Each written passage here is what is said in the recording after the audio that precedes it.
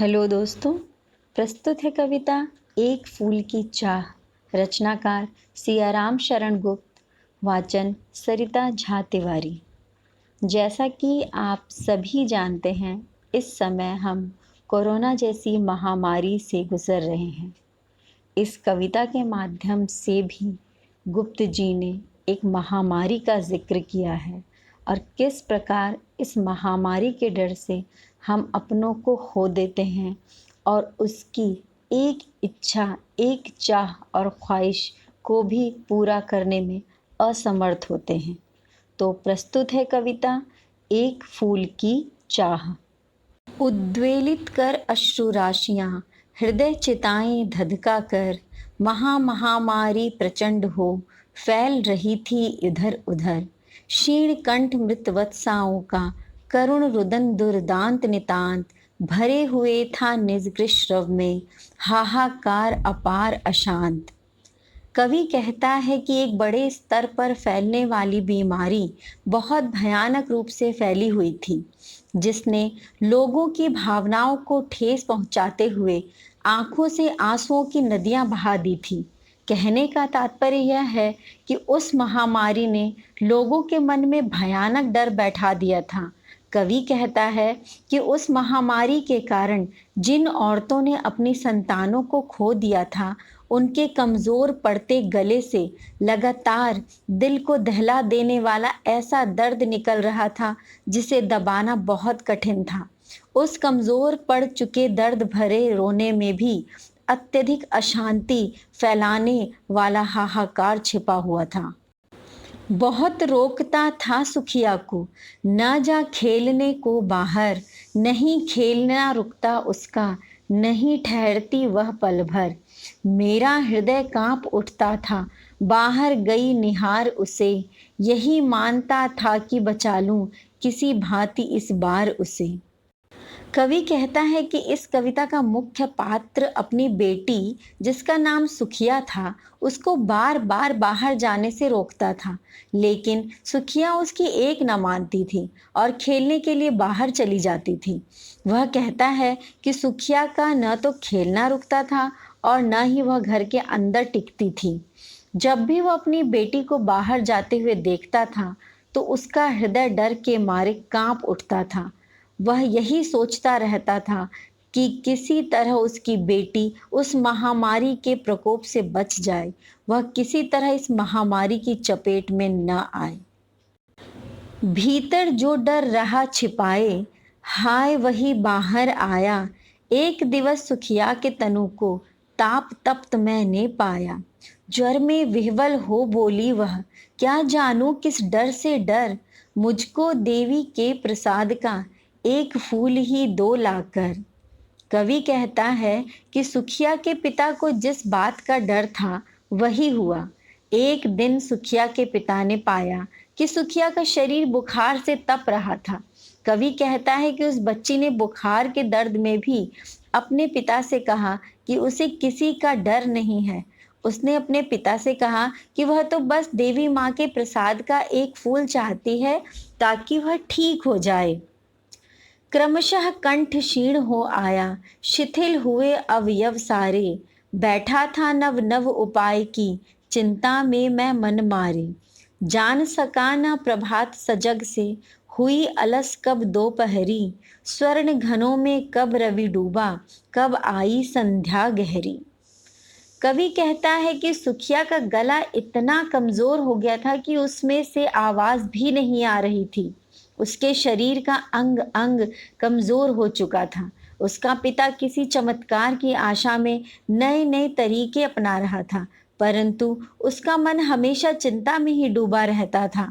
चिंता में डूबे सुखिया के पिता को न तो यह पता चलता था कि कब सुबह हो गई और कब आलस से भरी दोपहर ढल गई, कब सुनहरे बादलों में सूरज डूबा और कब शाम हो गई। कहने का तात्पर्य यह है कि सुखिया का पिता सुखिया की चिंता में इतना डूबा रहता था कि उसे किसी बात का होश ही नहीं रहता था। सभी ओर दिखलाई दी बस अंधकार की ही छाया, छोटी सी बच्ची को ग्रसने कितना बड़ा तिमिर आया। ऊपर विस्तृत महाकाश में जलते से अंगारों से झुलसी जाती थी आंखें जगमग जगते तारों से। कवि कहता है कि चारों ओर बस अंधकार ही अंधकार दिखाई दे रहा था, जिसे देखकर ऐसा लगता था जैसे कि इतना बड़ा अंधकार उस मासूम बच्ची को निगलने चला आ रहा था। कवि कहता है कि बच्ची के पिता को ऊपर विशाल आकाश में चमकते तारे ऐसे लग रहे थे जैसे जलते हुए अंगारे हों। उनकी चमक से उसकी आंखें झुलस जाती थीं। ऐसा इसलिए होता था क्योंकि बच्ची का पिता उसकी चिंता में सोना भी भूल गया था, जिस कारण उसकी आंखें दर्द से झुलस रही थीं। देख रहा था जो सुस्थिर हो, नहीं बैठती थी क्षण भर, हाय वही चुपचाप पड़ी थी, अटल शांति सी धारण कर। सुनना वही चाहता था मैं, उसे स्वयं ही उकसा कर, मुझको देवी के प्रसाद का एक फूल ही दो लाकर। कवि कहता है कि जो बच्ची कभी भी एक जगह शांति से नहीं बैठती थी, वही आज इस तरह न टूटने वाली शांति धारण किए चुपचाप पड़ी हुई थी। कवि कहता है कि उसका पिता उसे झकझोर कर खुद ही पूछना चाहता था कि उसे देवी माँ के प्रसाद का फूल चाहिए और वह उसे उस फूल को ला कर दे। ऊंचे शैल शिखर के ऊपर मंदिर था विस्तीर्ण विशाल, स्वर्ण कलश सरसित विहसित थे, सरसिज विहसित थे, पाकर समुदित रवि कर जाल। दीप धूप से आमोदित था, दीप धूप से आमोदित था मंदिर का आंगन सारा। गूंज रही थी भीतर बाहर मुखरित उत्सव ही धारा। कवि मंदिर का वर्णन करता हुआ कहता है कि पहाड़ की चोटी के ऊपर एक विशाल मंदिर था। उसके विशाल आंगन में कमल के फूल सूर्य की किरणों में इस तरह शोभा दे रहे थे जिस तरह सूर्य की किरणों में सोने के घड़े चमकते हैं। मंदिर का पूरा आंगन धूप और दीपकों की खुशबू से महक रहा था। मंदिर के अंदर और बाहर माहौल ऐसा लग रहा था जैसे वहां कोई उत्सव हो। भक्त वृंद मृदु मधुर कंठ से गाते थे भक्ति मुदमय। पतित तारिणी पाप हारिणी माता तेरी जय जय जय।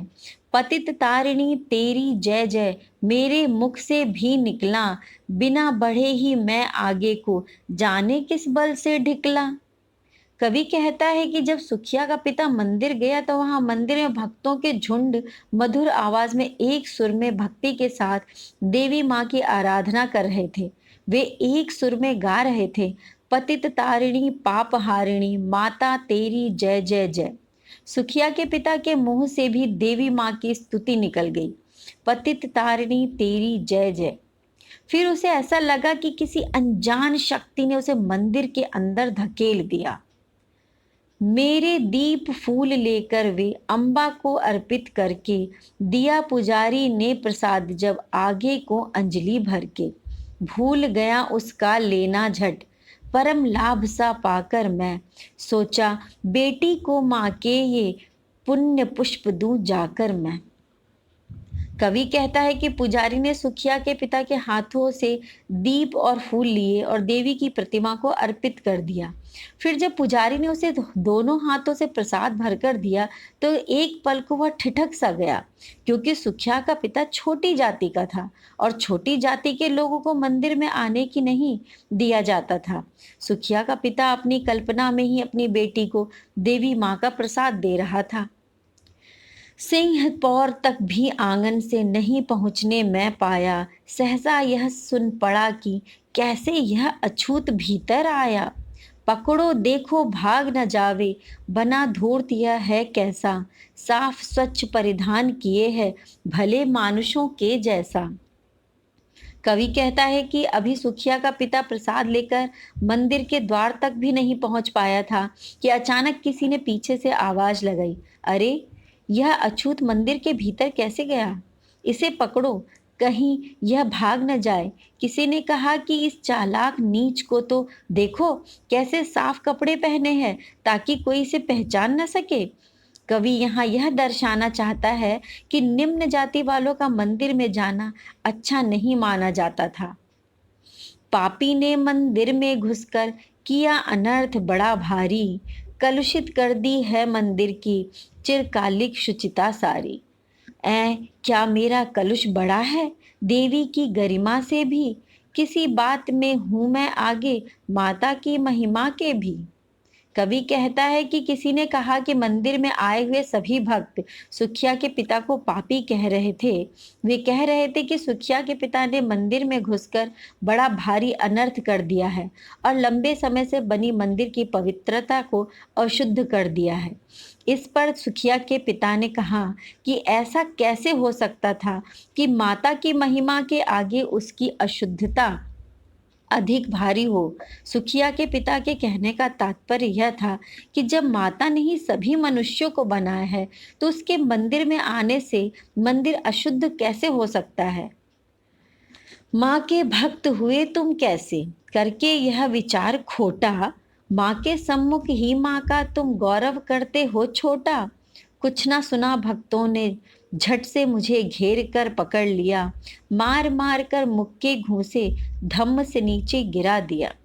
कवि कहता है कि सुखिया के पिता ने भक्तों से कहा कि उसके मंदिर में आने से मंदिर अशुद्ध हो गया है। इस तरह का घटिया विचार यदि तुम सबके मन में है, तो तुम माता के भक्त कैसे हो सकते हो? यदि वह लोग उसकी अशुद्धता को माता की महिमा से भी ऊंचा मानते हैं, तो वे माता के ही सामने माता को नीचा दिखा रहे हैं।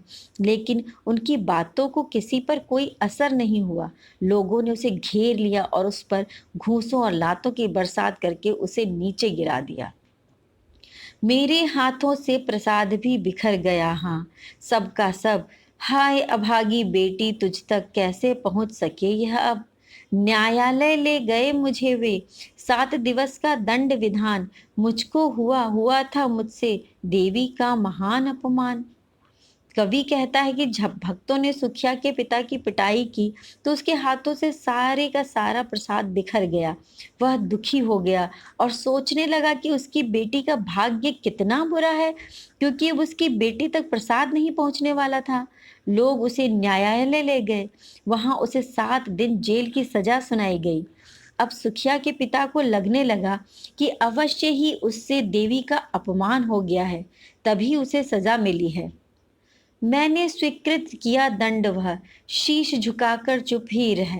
उस असीम अभियोग दोष का क्या उत्तर देता, क्या कहे?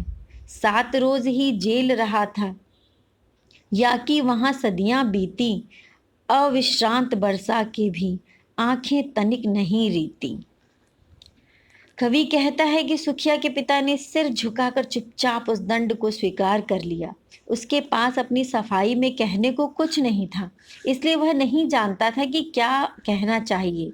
जेल के वे 7 दिन सुखिया के पिता को ऐसे लगे थे जैसे कई सदियां बीत गई हों।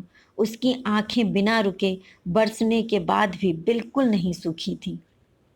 दंड भोग कर जब मैं छूटा, पैर न उठते थे घर को, पीछे ठेल रहा था कोई, भय जर्जर तनु पंजर को। पहले किसी लेने मुझको, नहीं दौड़ कर आई वह, उलझी हुई खेल में ही हाँ, अब की दीन दिखाई वह। कवि कहता है कि जब सुखिया का पिता जेल से छूटा, तो उसके पैर उसके घर की ओर नहीं उठ रहे थे। उसे ऐसा लग रहा था जैसे डर से भरे उसके शरीर को कोई धकेल कर उसके घर की ओर ले जा रहा था। जब वह घर पहुंचा, तो हमेशा की तरह उसकी बेटी दौड़कर उससे मिलने नहीं आई, ना ही वह उसे कहीं खेल में उलझी हुई दिखाई दी। उसे देखने मरघट को ही गया दौड़ता हुआ वहां, मेरे परिचित बंधु प्रथम ही फूंक चुके थे उसे जहां।